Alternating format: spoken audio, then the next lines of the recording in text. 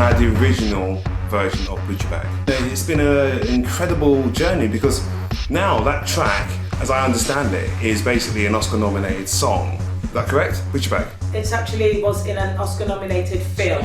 Brilliant. In the club scene, yes, of a film called Bullhead.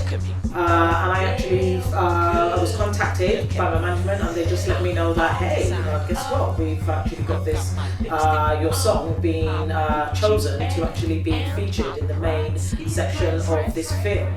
How did it make you feel though to have someone? Was it out of the blue? It was literally straight out of the blue. I had absolutely no idea whatsoever, and it was a massive surprise and a bit of an honor and a privilege to find that out. So all those years of hard work on that track, and that's pretty much how from that track, it was actually the first track I actually wrote that I started performing on the main stages for that. So that was actually a massive achievement. Thank you very much. Yeah, thank you.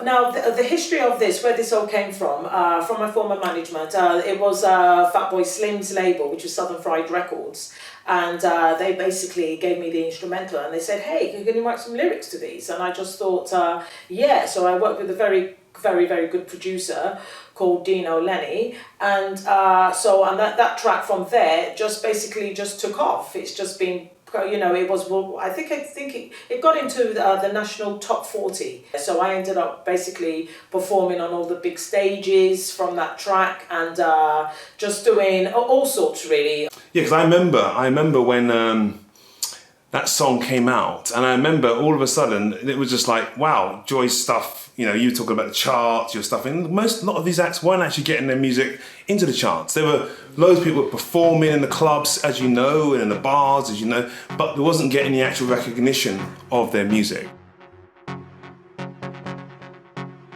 Yeah, and also as well, that is down to the management as well.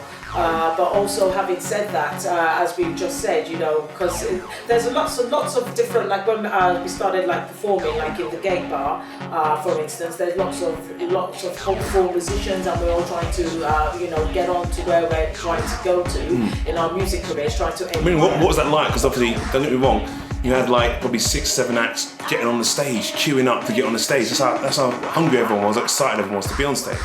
So what was it like to actually go from that to being this person who's now being recognised for work? Well, I mean, basically, this is where it started from, especially the gay bar, being able to be part of the creative hub of up-and-coming and hopeful musicians. And having been able to do that, it actually gave me, inspired me to be able to go further as an artist, to try and focus on my own songs rather than just writing songs for other people, like doing lyrics, i.e. Butcher Bag, as we were just speaking about. And on that platform, from being able, having that exposure, it was absolutely, it was very good, but it was a learning curve as well, because it's not easy, as we all know. We've got to have perseverance, faith and determination to make it. And maybe a few people, they just feel after the first hurdle, if they have a setback or something, then they give up. But I think the most important thing is not to give up. It's just to keep, moving forward.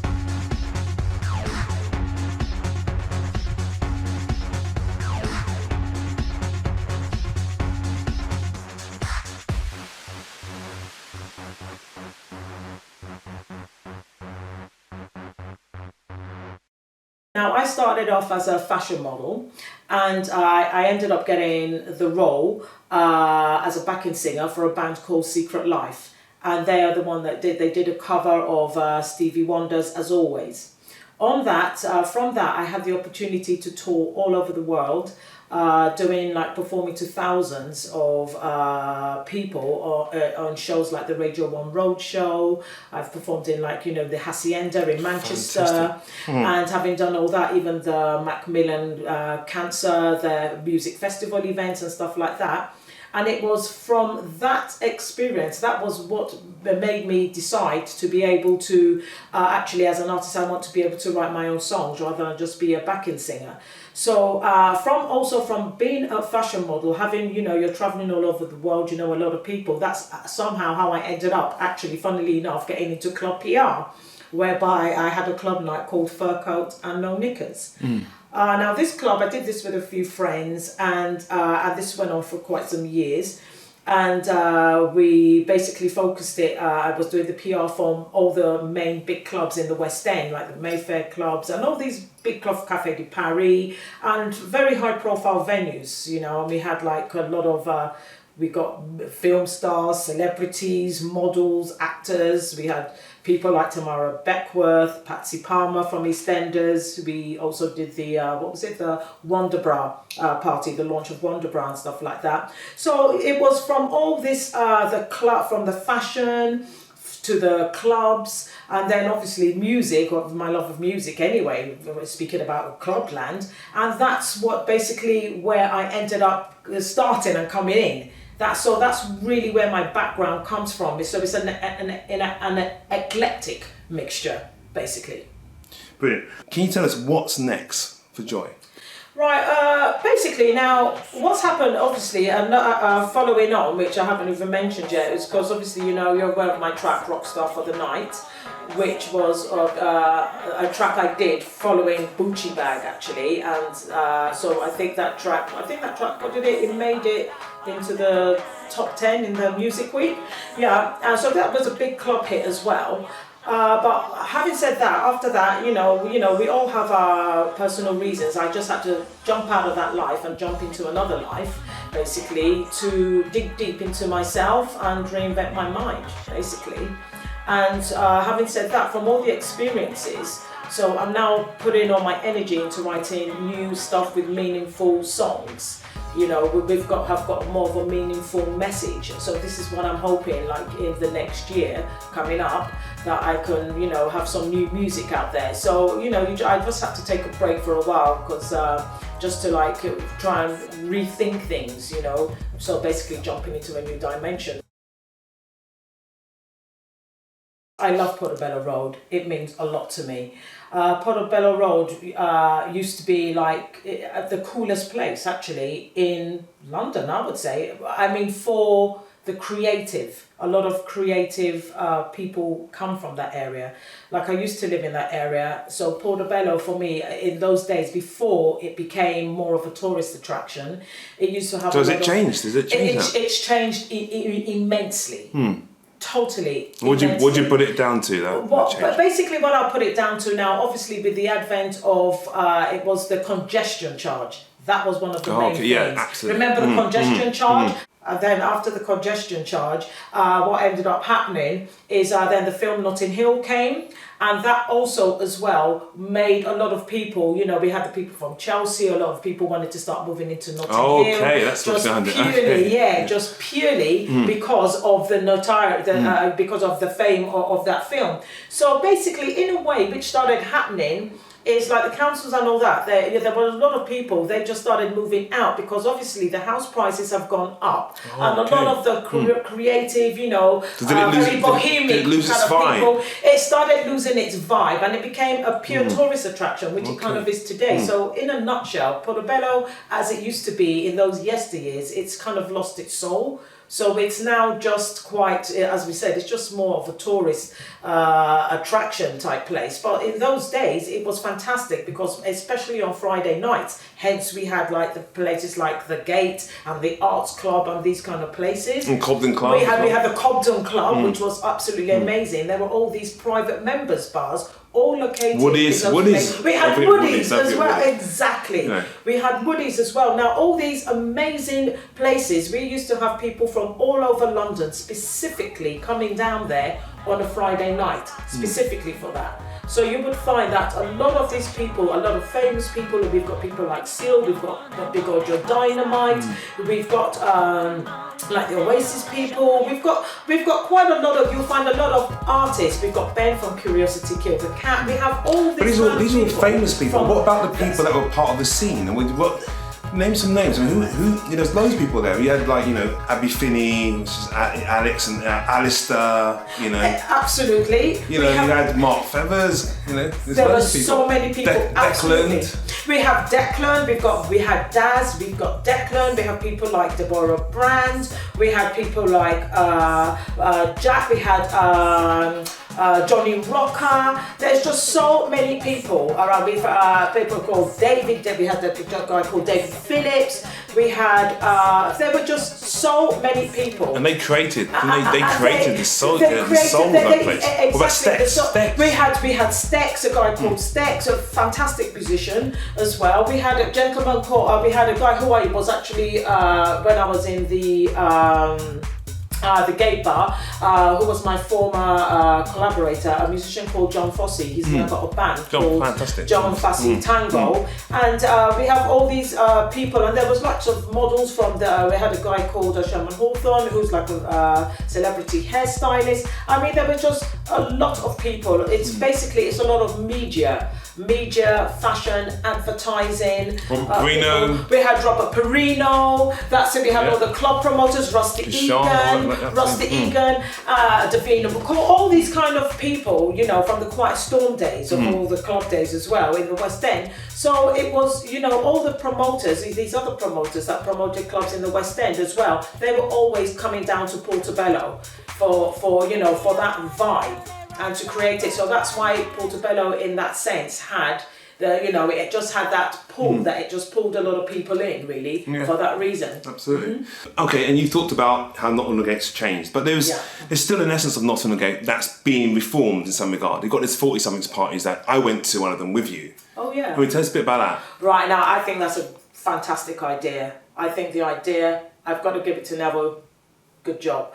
Right, 40-somethings party is basically based on this pretty much the crowd that I've been speaking about, this older generation. So it's called 40-somethings because you've got to be over 40 to be part or to be able to come to these parties. And the basic reason for that is thinking about, there's lifestyle changes. Most of the over 40s now, they all have their children, they've got their families and stuff.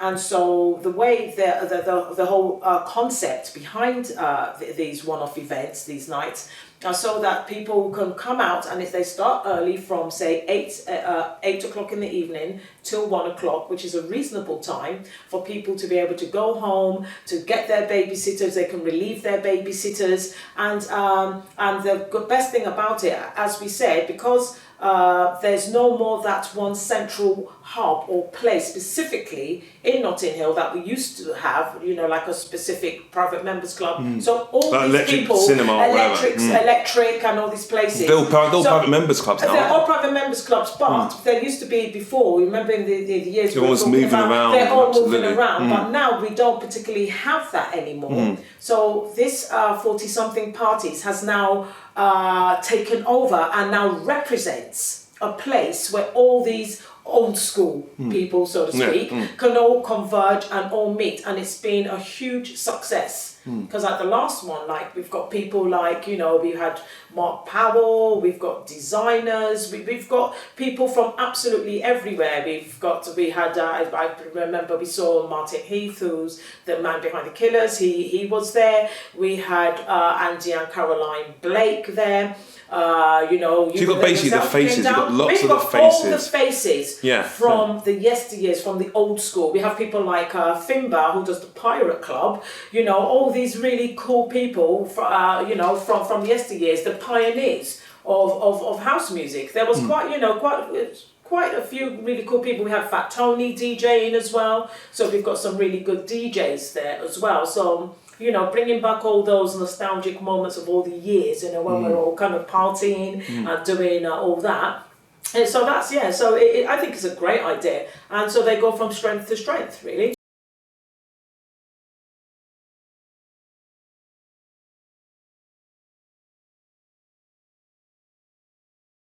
Basically, the songs that I'm currently writing are going to be, you know, quite powerful songs with powerful messages that can, you know, kind of give people more empowerment and, you know, it's with needed. more meaning. It's needed now. It's needed because at the moment things have changed so much. I mean, basically, dance music, how I just kind of classify, it's just like a box of Smarties. It's like one here, you're just here today, gone tomorrow. But I just think from my experience and just my own personal agenda now, is that because I've been through so much and I've had my own consecutive knockbacks in life, and you know, from basically rising from the ashes and trying to, like, you know, basically deliver songs that can, you know, I can share my experiences of what I have been through. You know, I've been through good times, I've been through hard times, I've been through pain. So it's just to, like, now write songs that can actually have meaning and, you know, so other people can try to relate and, you know, so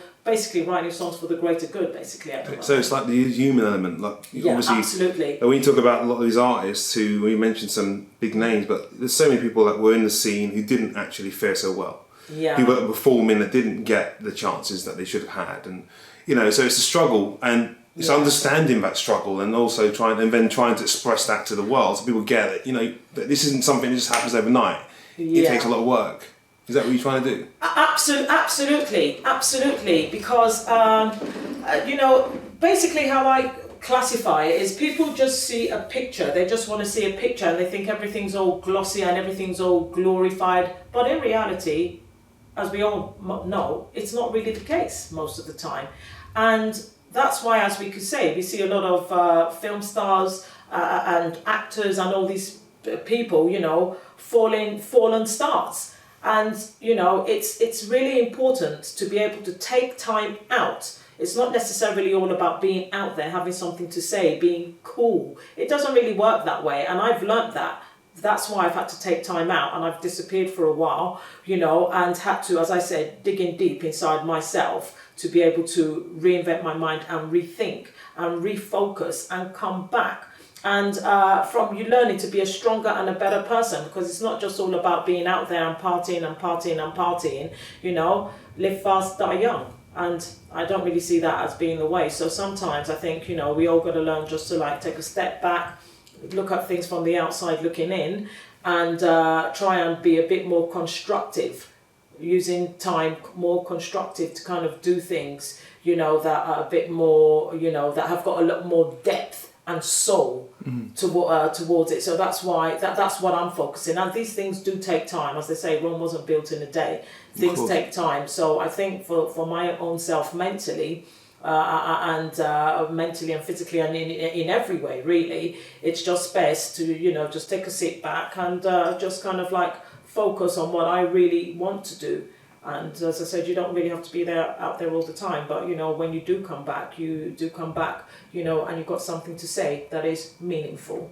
Yeah, but so I think that's all fantastic, and I agree with you totally. But, you know, you were one of the original party queens. I mean, you're going to give up partying altogether. I mean, we're not going to find you at one of the 40-something parties if we went to one of those? Right, definitely not. Of course not. Now, as you know, when they say everything in moderation, so of course not. At the moment, as I said, I'm just focusing on writing material. But when the time comes to it, then obviously I'm going to have to be out there again. Performing it. I have to be put out there performing it. And then, you know, as they say, that every season has its time. And so when that season comes, of course, I'm going to be out there again, you know. But right now I pick and choose where I do go to, because I don't go out just for the sake of it anymore, you know. So yeah, I will definitely be out there again. But is that an age thing? Is that something that, you know, we get older, we have to we've got responsibilities. I mean, that's a lot to do, isn't it? Even Liam Gallagher, I mean, he has to, you know, he can't do what he wants to do all the time.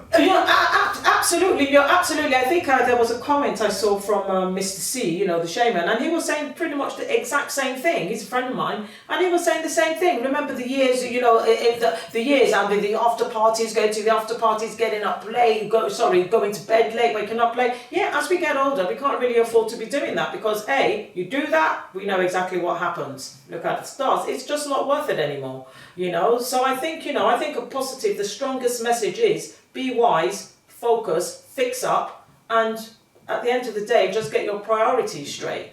you know, and I would just think that, you know, the bottom line is my priorities right now, you know, when you do go out and you do want to party, you go home, and that's the end of it. So yeah, but you wrote those, when you wrote those lyrics because they were specifically done. You were out in the club scene, you were playing dance lyrics. Absolutely, yeah. So it was relevant for the time, and the way you were living, the music you were putting out there. So now you've got this new message, you've got new type of music. Is it going to be piano based, guitar based? It's going to be song based. It's not going to be like big heavy beats. Absolutely, exactly. It's going to be more song based. Choruses and everything. Choruses, like songs with messages. You know, you have to wait to hear that anyway. You know, yeah. But as we said, it's got a lot more depth, a lot more soul. You know, and just very, you know, it will be interesting stuff. Well, you know what? I'm excited to hear whatever you've put out because I've always liked your stuff and.